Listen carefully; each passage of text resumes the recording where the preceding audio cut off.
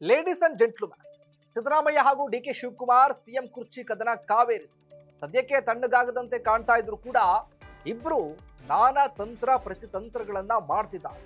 ಇದು ಹೈಕಮಾಂಡ್ ನಾಯಕರಿಗೆ ತಲೆನೋವನ್ನ ಹೆಚ್ಚು ಮಾಡಿದೆ. ಈ ಮಧ್ಯೆ ಸಿಎಂ ಅನಿಸ್ಕೊಳ್ಬೇಕು ಅಂತಾನೆ ಡಿಕೆ ಮಾಸ್ಟರ್ ಪ್ಲಾನ್ ಮಾಡಿಕೊಂಡಿದ್ದಾರೆ. ಇದು ಸಿಎಂ ಸಿದ್ದರಾಮಯ್ಯ ಬಣದಲ್ಲಿ ಆತಂಕವನ್ನ ಹೆಚ್ಚು ಮಾಡಿದೆ. ಹಾಗಾದ್ರೆ ಡಿಕೆ ಪ್ಲಾನ್ ಏನು? ಎಸ್ ವೀಕ್ಷಕರೇ, ನೆಲ ಜಲ ಭಾಷೆಗಾಗಿ ಪ್ರಾಮಾಣಿಕ ಪತ್ರಿಕೋದ್ಯಮ.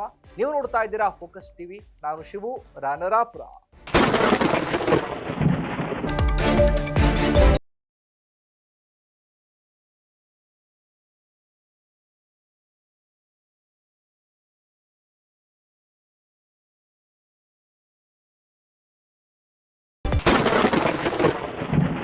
ಸಿಎಂ ಕುರ್ಚಿ ಕದನ ಸ್ವಲ್ಪ ತಣ್ಣಗಾದಂತೆ ಕಾಣ್ತಾ ಇದ್ರು ಕೂಡ ಒಳಗೊಳಗೆ ಕೊತ್ತ ಅಂತ ಕುದಿತಾ ಇದೆ.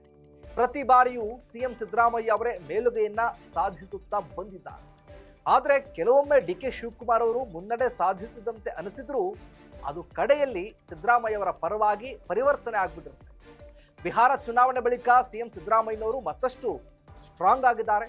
ಅಧಿವೇಶನದಲ್ಲೇ ನಾನೇ ಸಿಎಂ ಅಂತ ಹೇಳುವ ಮೂಲಕ ತಮ್ಮ ಕುರ್ಚಿಯನ್ನ ಮತ್ತಷ್ಟು ಭದ್ರಪಡಿಸಿಕೊಂಡಿದ್ದಾರೆ. ಇದು ಡಿಕೆ ಶಿವಕುಮಾರ್ ಅವರಿಗೆ ನಿರಾಸೆಯನ್ನು ಉಂಟು ಮಾಡಿದೆ.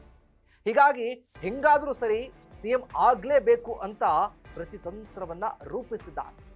ಈಗ ಹೊಸ ಯೋಜನೆಯನ್ನ ರೂಪಿಸಿಕೊಂಡಿದ್ದಾರೆ. ಇಷ್ಟಕ್ಕೂ ಡಿಸಿಎಂ ಡಿಕೆ ಶಿವಕುಮಾರ್ ಅವರು ಹೊಸ ಯೋಜನೆ ರೂಪಿಸಿಕೊಂಡಿದ್ದಾರಲ್ಲ, ಆ ಯೋಜನೆ ಏನು, ಅದನ್ನ ಹೆಂಗ್ ಪ್ಲಾನ್ ಮಾಡಿದ್ದಾರೆ, ಅದನ್ನ ಹೆಂಗ್ ಪ್ರೊಡ್ಯೂಸ್ ಮಾಡ್ತಾರೆ?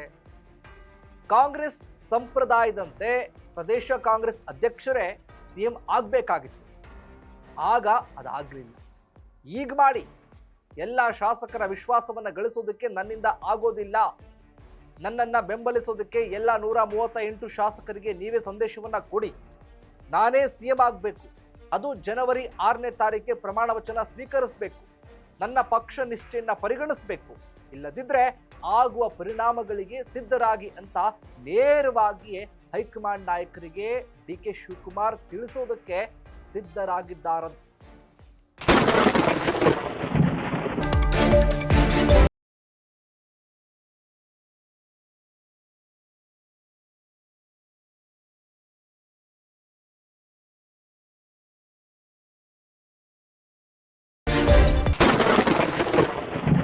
ಇನ್ನೊಂದು ಕಡೆ ಸಿಎಂ ಕುರ್ಚಿ ಮತ್ತಷ್ಟು ಭದ್ರವಾಗ್ತಾ ಇದ್ದಂತೆ ಸಿಎಂ ಸಿದ್ದರಾಮಯ್ಯನವರು ಕೂಡ ಮತ್ತೊಮ್ಮೆ ಶಕ್ತಿ ಪ್ರದರ್ಶನಕ್ಕೆ ಸಜ್ಜಾಗಿದ್ದಾರೆ.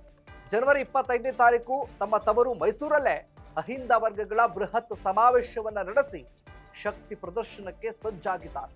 ಇದು ಕೂಡ ಡಿಕೆ ಶಿವಕುಮಾರ್ ಅವರಿಗೆ ತಲೆನೋವನ್ನ ತರಿಸಿದೆ.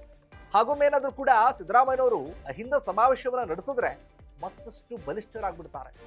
ಹೇಗಾದ್ರೂ ಮಾಡಿ ಇದನ್ನ ತಡಿಲೇಬೇಕು, ಇಲ್ಲದಿದ್ರೆ ಇದು ಸಿದ್ದರಾಮಯ್ಯ ಅವ್ರಿಗೆ ಮತ್ತಷ್ಟು ಶಕ್ತಿ ಕೊಟ್ಟು ಬಿಡುತ್ತೆ. ಆ ಬಳಿಕ ಅವರನ್ನ ಕೆಳಗಿಳಿಸೋದಕ್ಕೆ ಸ್ವಲ್ಪ ಕಷ್ಟ ಆದ್ರೂ ಆಗಬಹುದು. ಹಾಗಾಗಿ ಈಗಲೇ ಕೂಡ ಹೆಂಗಾದ್ರೂ ಮಾಡಿ ಸಿಎಂ ಸಿದ್ದರಾಮಯ್ಯನವ್ರನ್ನ ಕುರ್ಚಿಯಿಂದ ಕೆಳಗಿಳಿಸಬೇಕು ಅಂತ ಡಿಕೆ ಶಿವಕುಮಾರ್ ಶಪಥ ಮಾಡಿದಂತಾಗಿದೆ.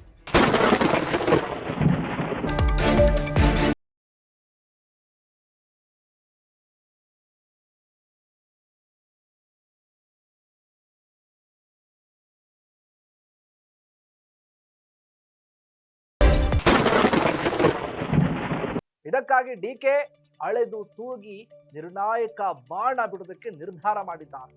ಈಗಾಗಲೇ ಕೆಲವು ಬಾರಿ ರಾಹುಲ್ ಗಾಂಧಿ ಭೇಟಿಯಾಗಲಾರದೆ ಬರಿಗೈಯಲ್ಲಿ ವಾಪಸ್ಸಾಗಿದ್ದ ಡಿಕೆ ಶಿವಕುಮಾರ್ ಈ ಬಾರಿ ಎಐಸಿಸಿ ಅಧ್ಯಕ್ಷ ಮಲ್ಲಿಕಾರ್ಜುನ ಖರ್ಗೆ ಅವರ ಪುತ್ರ ಸಚಿವ ಪ್ರಿಯಾಂಕ್ ಖರ್ಗೆ ಅವರ ಮೂಲಕವೇ ಹೈಕಮಾಂಡ್ಗೆ ಮಾಹಿತಿ ನೀಡಿದ್ದಾರೆ.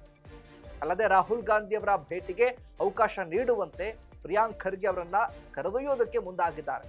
ಆದ್ರೆ ಈಗಾಗಲೇ ಕೂಡ ಮತ್ತಷ್ಟು ಭದ್ರವಾಗಿರುವ ಸಿಎಂ ಸಿದ್ದರಾಮಯ್ಯ ಅವರು ಸಿಎಂ ಸೀಟನ್ನು ಬಿಟ್ಕೊಡ್ತಾರಾ, ಸಿದ್ದರಾಮಯ್ಯ ಅವ್ರಿಗೆ ಹೇಳುವಷ್ಟು ಧೈರ್ಯ ಮಾಡ್ತಾರಾ ರಾಹುಲ್ ಗಾಂಧಿ ಅನ್ನೋದೇ ಸದ್ಯದ ಪ್ರಶ್ನೆ. ಇದಾಗಿತ್ತು ಫೋಕಸ್ನ ಸ್ಪೆಷಲ್ ರಿಪೋರ್ಟ್. ನೆಲ ಜಲ ಭಾಷೆಗಾಗಿ ನೋಡ್ತಾ ಇರಿ ಫೋಕಸ್ ಟಿವಿ.